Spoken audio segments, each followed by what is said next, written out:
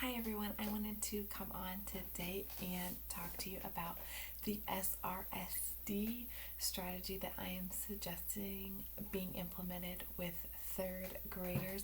Really, this strategy I think can be used anywhere from third grade on and probably could be tailored to those lower elementary grades as well. But I wanted to specifically speak to third grade. We have Florida Writes that starts in fourth grade, and I think this strategy is a great way to start getting kids used to how to organize their writing and the details to put in.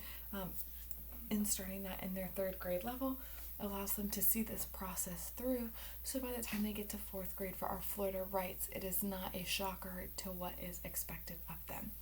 The reason I'm suggesting this SRSD model is because it has this strategy in it, yes, that's going to help them in their academics, but it also has a self-regulation component that you don't see in a lot of other strategies that's going to allow them to work through how they're doing with their strategy, if they need help, what happens when they come to an obstacle or roadblock. Things become difficult with this strategy, as it will at some point in their education career, and what they can do with that. And not only strategies in the academic, but strategies in almost the emotional side of it as well. And that's what I really, really love this SRSD model, because our kids are so heavily tested. That self-regulation component I feel is really important. So the strategy that I talked about was the POW tree. So basically with POW, I think this is great because it gives kids this mnemonic to remember. So POW tree is the strategy.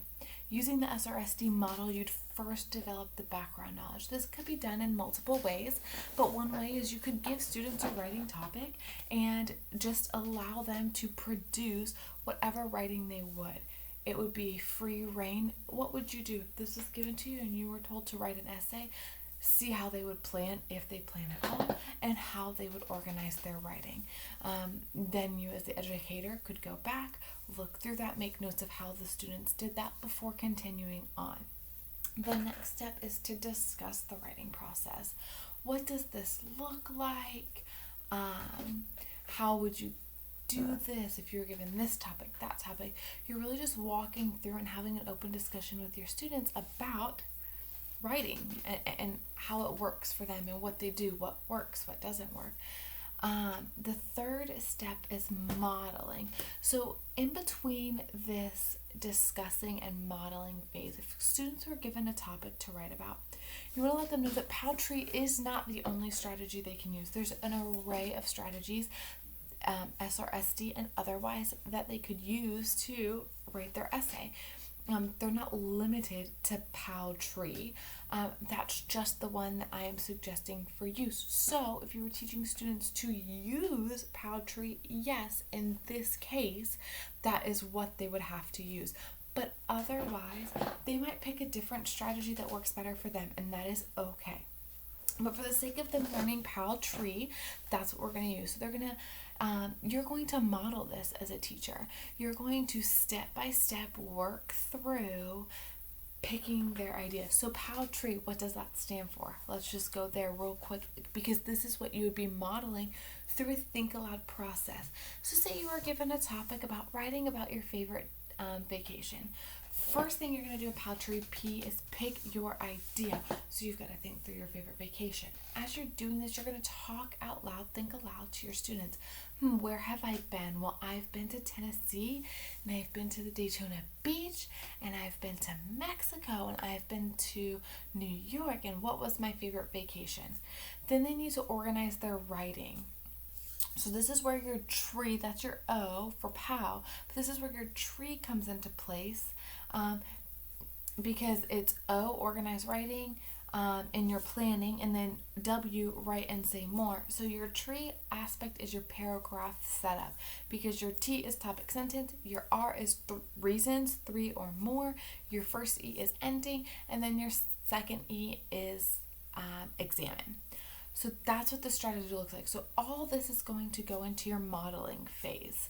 After your modeling phase, you're going to memorize. Students are going to memorize POW tree, what those letters stand for, and what they do with those steps. It's nothing more than them understanding what Paltree stands for, so that when they go, oh, I want to use Paltree, they then don't have to think about, what does the P stand for? I don't remember. They would just know because they've gone through that memorized stage.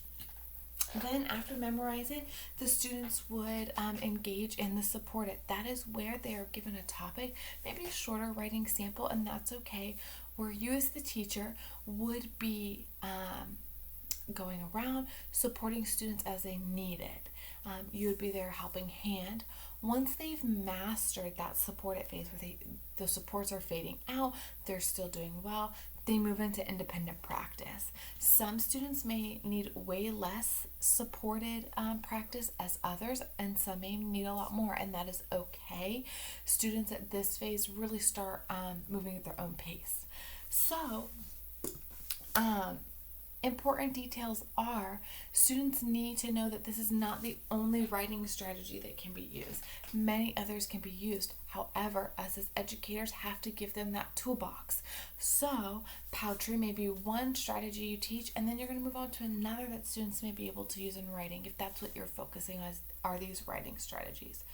Positive self-talk for the self-regulation portion of this is so key. Students are going to get to a point in their writing, and really in many other subjects, that they are stuck, that they feel like they really truly don't know.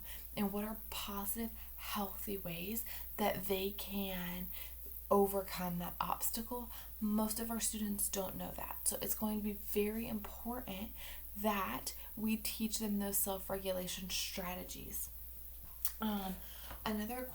One important question that comes up is the adaptation. Well, what if I have a student that is lower, that has accommodations, adaptations that need to be done, and those are very important. Some students may not need to do 3 reasons for their R. Maybe they just need 1, right? Maybe that would work for them. Maybe students are given choices. Okay, if your favorite, you're writing about your favorite vacation, maybe they're given ideas. Have you ever been to the mountains? Have you ever been to the beach? Have you ever been out of Florida? Just to kind of jog their memory of what they've done.